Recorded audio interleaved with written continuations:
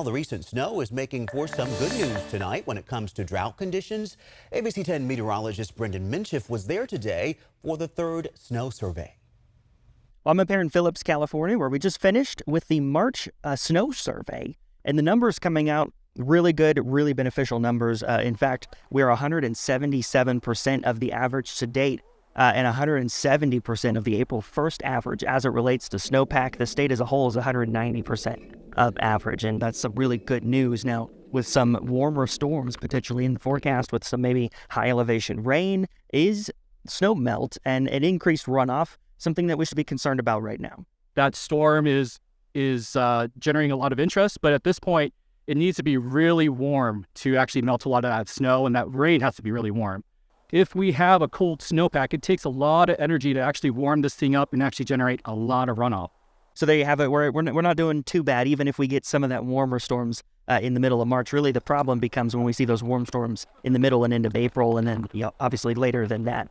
So again, there's 2 years worth of snow up here waiting to melt. We're not in a bad position as things stand, and I think we'll take that compared to where we have been over the last few years. In Phillips, California, Brendan Minchef for ABC 10. That is good perspective, huh? Yeah. 2 years worth of snow. Fair to call this system a drought buster? I know, we want to call it that. As we did see the drought monitor yesterday, it did show a huge percentage of the state actually out of drought, but we're still seeing it abnormally dry, and that's what they're calling it for the areas that are no longer in drought. But let's talk about Phillips Station. Every start of the month, we do see a new release on where we are with our snow depth. We're here at 116.5 inches where they recorded that today, snow depth. That's a water equivalent of 41.5 inches. And precipitation-wise, as Brendan mentioned, 177% for this date.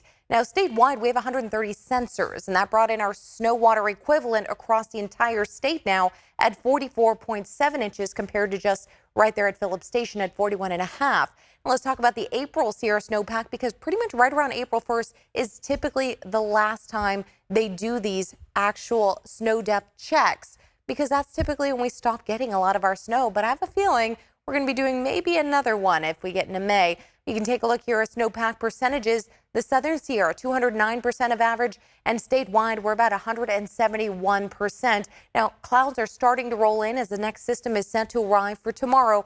Overnight, though, we'll see temperatures right around those mid-40s as rain begins to arrive tomorrow mid-morning hours.